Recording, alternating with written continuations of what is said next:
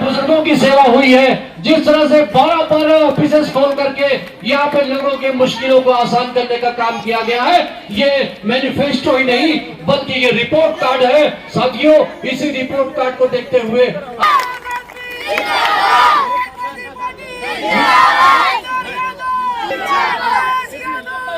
आपका सहयोग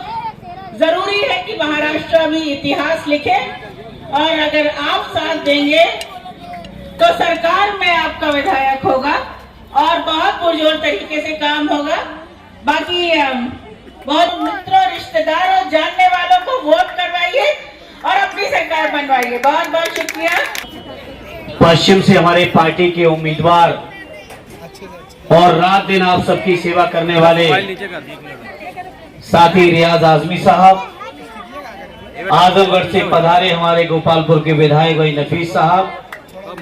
समाजवादी महिला सभा की राष्ट्रीय अध्यक्ष आदरणीय जूही सिंह जी, आरडी काजमी जी, मंचा सिंह, इस क्षेत्र के लोकप्रिय नेता आरडी अजय यादव जी,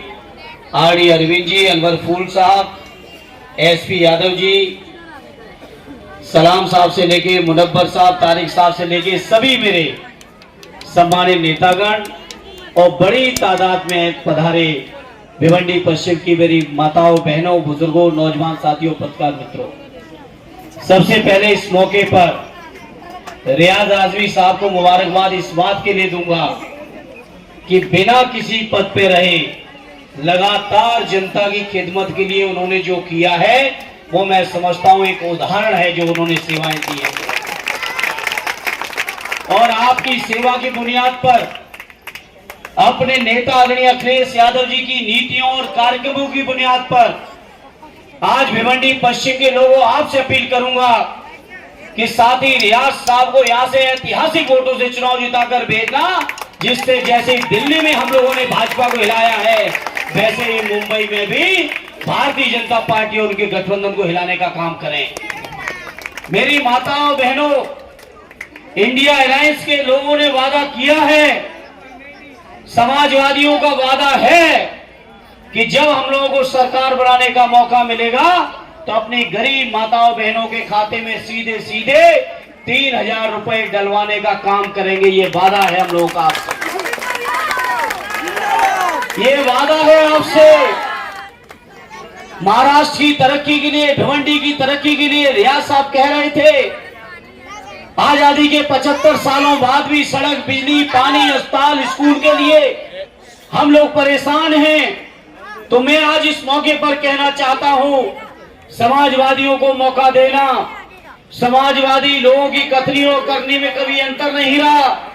आज तक जो कुछ भी जनता के बीच का है उससे भी ज्यादा काम करके समाजवादियों ने दिखाया है।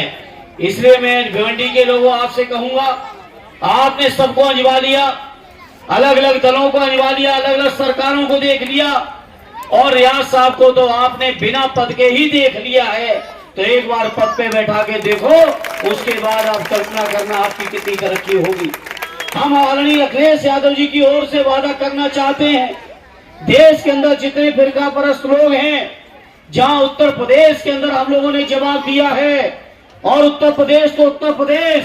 अयोध्या में भी घुसकर हम लोगों ने भाजपा को हराने का काम किया है। इसलिए आज इस मौके पे भिवंडी के लोगों आपसे कहूंगा, भारतीय जनता पार्टी को हराने के लिए, इंडिया गठबंधन की सरकार बनाने के लिए,